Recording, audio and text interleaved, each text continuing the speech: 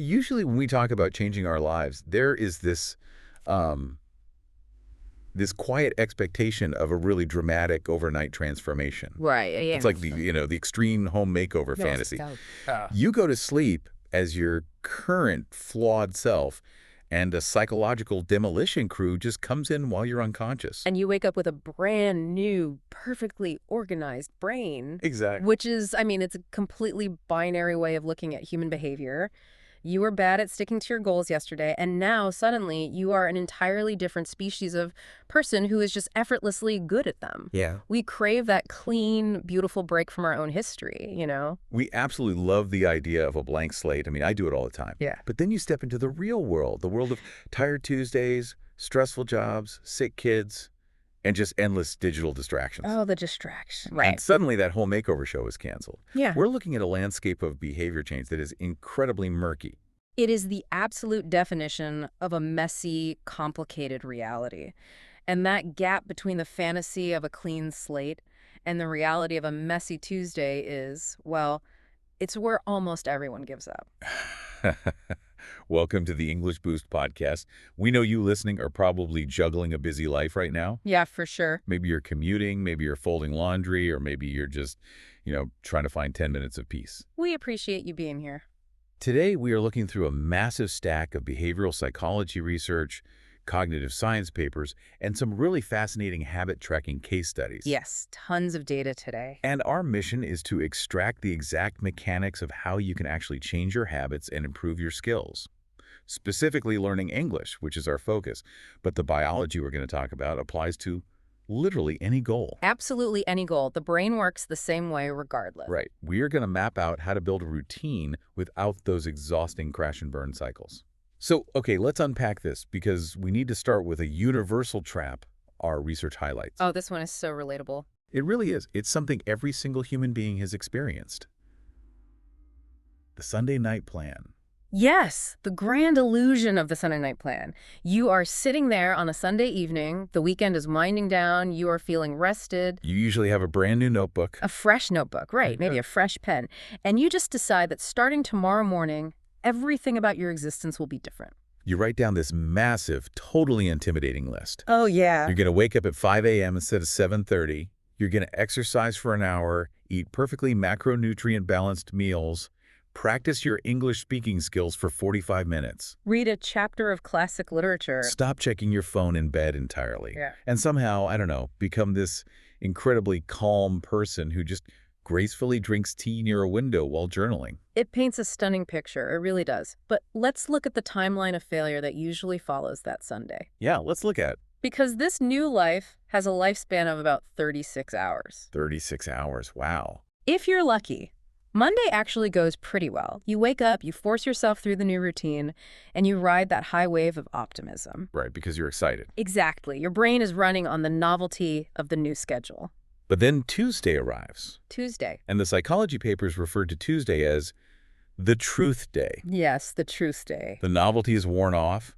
The physiological fatigue of waking up 2 hours early hits your nervous system. You sleep late. You skip the exercise. You start scrolling on your phone to numb the stress. Yep. And by Thursday, that serious planning notebook is quite literally hidden under a pile of grocery receipts on your kitchen counter. Looking at that timeline objectively is critical, though. Why does the optimism vanish so quickly? Because it's too much. Well, it vanishes because the Sunday night plan isn't actually a plan at all. It's a movie trailer. Exactly. It's a movie trailer of a life showing only the best, most dramatic, highly edited highlights with, like, triumphant background music. Right. But here's the question we all ask ourselves when Tuesday hits, and we end up on the sofa with a bag of snacks instead of our English textbook. Why is our immediate automatic reaction to say, I have no discipline? We instantly go to character assassination. We really do. We consistently confuse self-blame with self-improvement. Which is wild when you think about it. It is. We operate under the delusion that by attacking ourselves, we are somehow holding ourselves to a higher standard. But let's break down the actual definition of willpower here. Okay, what is it, actually? Willpower is simply the mental strength to control your impulses and keep going when something is difficult. It is a finite cognitive resource. Like a battery. Exactly like a Okay. battery.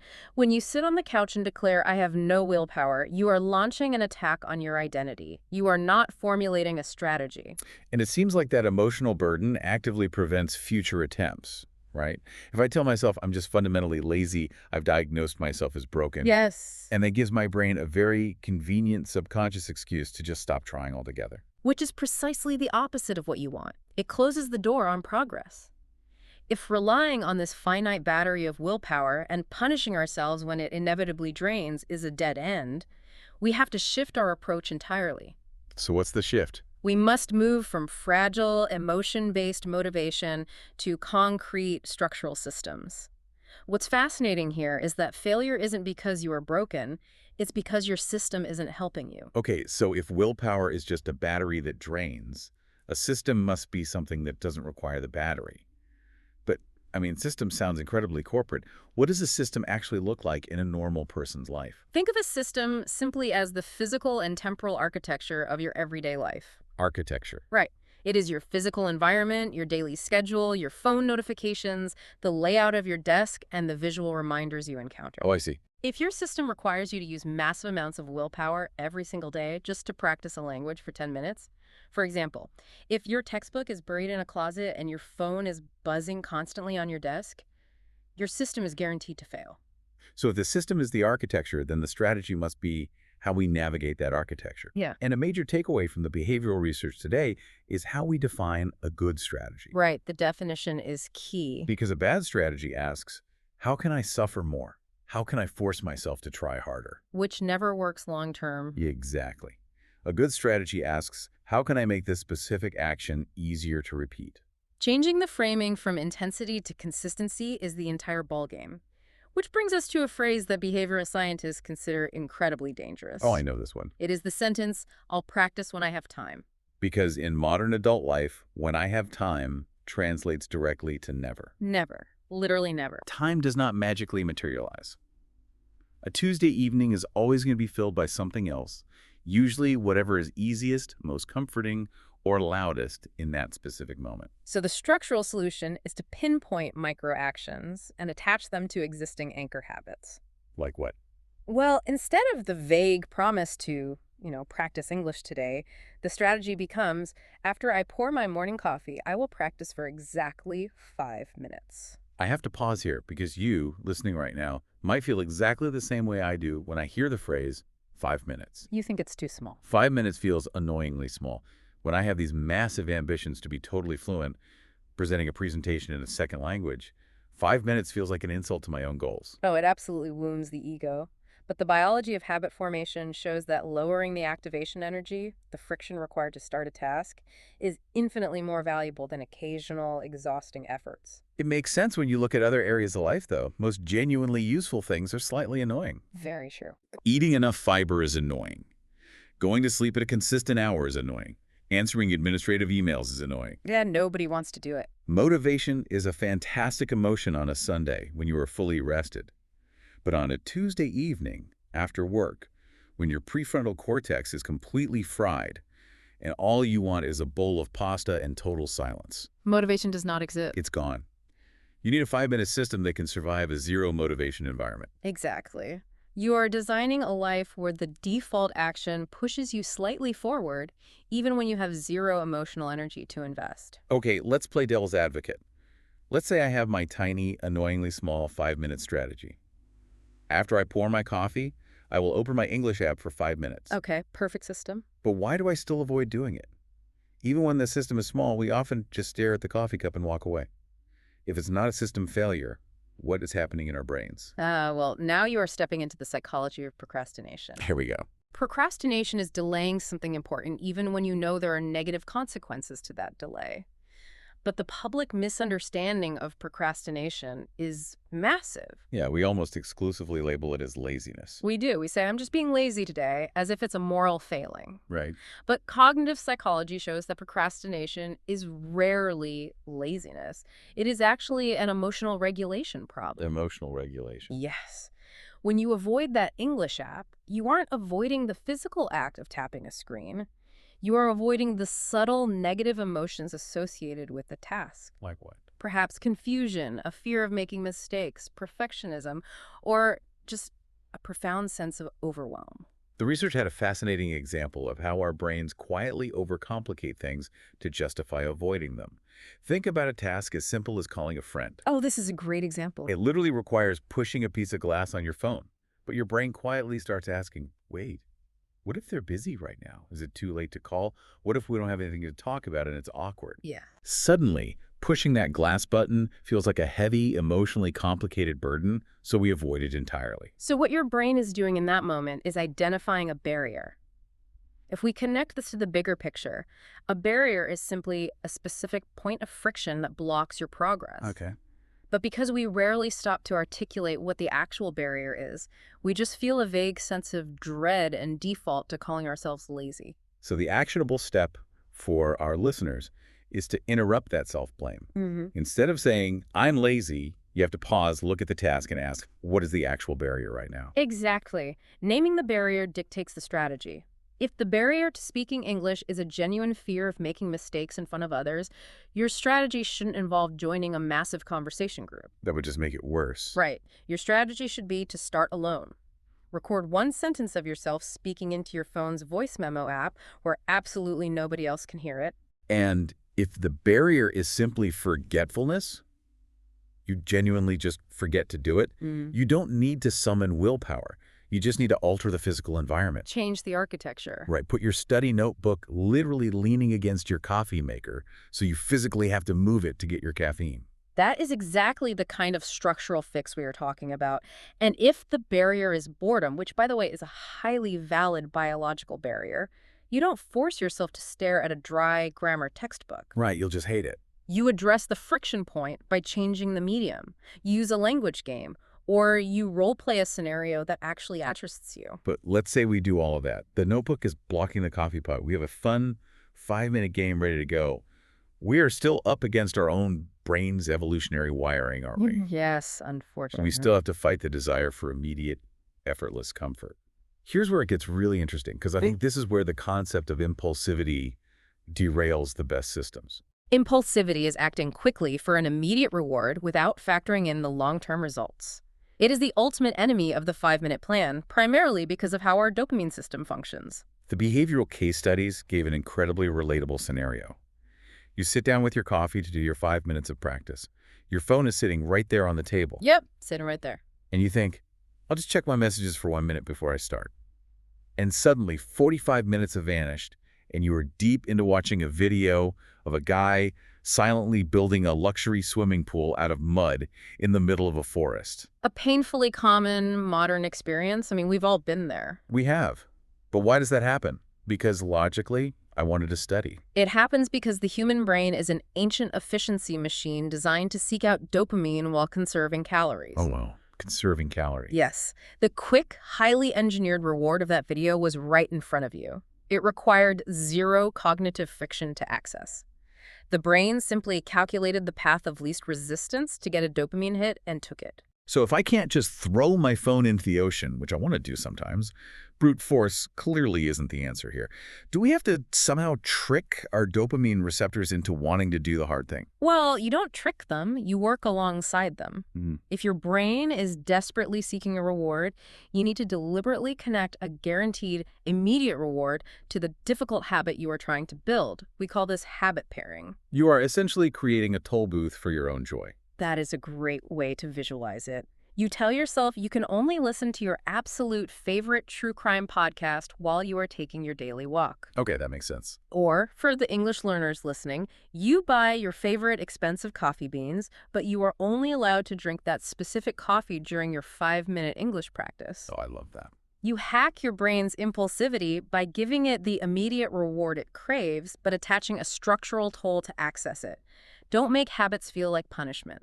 Even with all these environmental hacks, though, the human mind is incredibly adept at finding loopholes, which brings in the need for external infrastructure, accountability, meaning being responsible to another human being for what you said you would do. Accountability carries a lot of emotional baggage for people, though. It really does. Yeah. The cognitive psychology papers explore this fear perfectly. We love to keep our big goals a secret. We tell ourselves we are moving in silence or, being humble. Right. But really, we keep it a secret so that if we abandon the plan on Tuesday, no one else knows. It feels much safer emotionally to fail in private. It protects the ego in the short term. But secrecy breeds massive complacency. Accountability takes a private, fragile wish and anchors it into reality as a promise. A promise. Yes. However, the data strongly suggests that the type of accountability matters immensely. It must be kind to be effective. Right, we have to differentiate between accountability and shaming. Exactly. Shaming accountability is a friend or a teacher saying, "You failed again, why didn't you study? You lack discipline." Which just makes you feel awful. Right. That language immediately triggers the defensive self-blame cycle we discussed at the beginning. Kind accountability is structural support. It is a friend texting you, "Hey, did you get your 5 minutes of practice in today?" Or better yet, "Want to jump on a quick call and practice together for 2 minutes right now?" If we go back to our earlier metaphor, if the Sunday night plan is a movie trailer, accountability means you need a crew. You can't just be the star. You need people holding the boom mic and making sure you actually show up to set. I love that. To make all of this cohesive, though, the strategy, the barrier identification, the kind accountability we have to fundamentally change the script running in our own heads, we have to alter the harsh vocabulary we use when we stumble. There is a specific quote from the behavioral research that acts as the linchpin for this entire approach. Start smaller than your pride wants. Start smaller than your pride wants. That requires setting aside the ego entirely. Because our pride wants the 2-hour aggressive study plan. Our pride wants perfect, fluent speaking immediately and a brand new, highly disciplined personality to match. But real life doesn't care about your pride. No, it doesn't. Real life needs 10 minutes. Real life needs one brave sentence spoken out loud. Real life needs a boring, repeatable routine. So what does this all mean? What this means for our internal dialogue is that we have to actively rewrite it. The clinical materials provided a cognitive reframing exercise called Say It Better. It is a masterclass in shifting your perspective from identity-based failure to system-based adjustment. Let's look at this reframing exercise directly from our notes because it forces a complete shift in perspective. For everyone listening, applying this vocabulary is how you actually build that kinder, more durable system. Let's role play this to see how the mechanics work. Sounds good. I'll give you the toxic identity attacking phrase we usually use, and you break down the reframed strategic version and explain why it works. Let's run through them. Okay, scenario 1. Tuesday hits, I'm on the couch, the plan is ruined. I look at my notebook and say, I have no willpower. Okay, instead of a character attack, you say, "I'm relying too much on willpower," or "I need a strategy that doesn't depend only on willpower." It feels much lighter. Biologically, changing that phrasing lowers your cortisol levels. You are shifting the blame from your core identity to an external system. A system can be fixed. A broken identity feels permanent. It really de-escalates the panic. Okay, scenario 2. The week is over, and I didn't practice my English at all. I say I always fail. You reframe that as, "My old strategy hasn't worked yet." Yeah, no, I like that.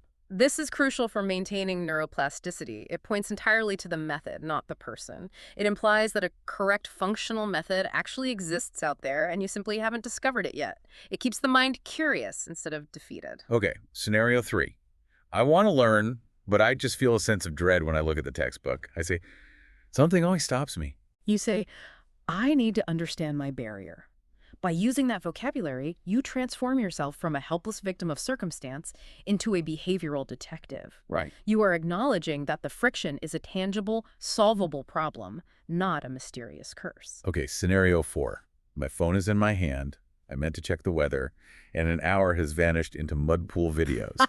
I say, I can't control myself. You say, "I struggle with impulsivity when I'm tired," or "I need to make impulsive choices harder." Oh, that's really specific. Notice how highly specific that is. It identifies the biological condition, being tired, which lowers prefrontal cortex function, and it demands a mechanical solution, like putting the phone in another room. Okay, scenario 5. I know I have a language exchange call, but I keep pushing it to tomorrow. I say, I keep delaying everything. You say, "I'm dealing with procrastination," or "I need a clear first step so I don't procrastinate." Giving it a name.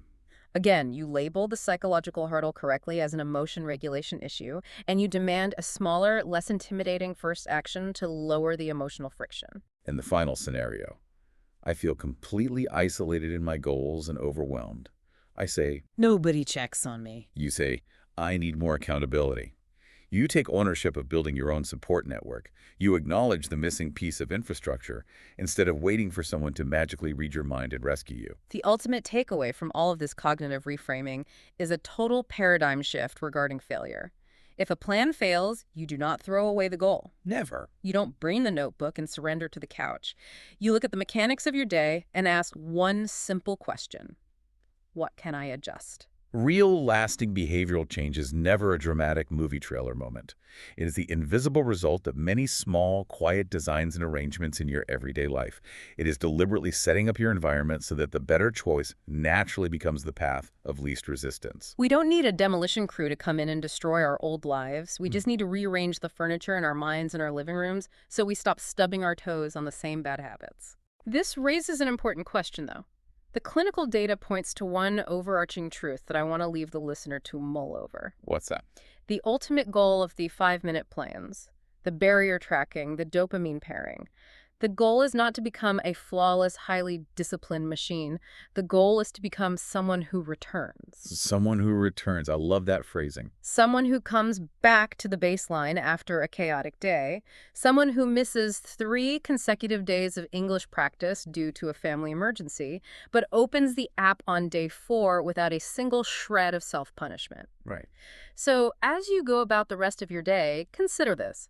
What if the very fact that you failed so many times in the past is actually your single biggest advantage? Wait, how is it an advantage? Because every abandoned Sunday night plan, every distracted Tuesday, gives you the exact personalized data you need to map out your specific barriers. Your past failures are not a permanent record of your character. They are the exact blueprint you need to build an unbreakable 5-minute system tomorrow. You aren't fundamentally broken. You just need a more compassionate, structural system, and you already possess all the data you need to construct it. Start smaller than your pride wants. Thank you for joining us for this exploration on the English Boost podcast. Take these concepts, build your 5-minute strategy, and we will catch you next time. Keep returning.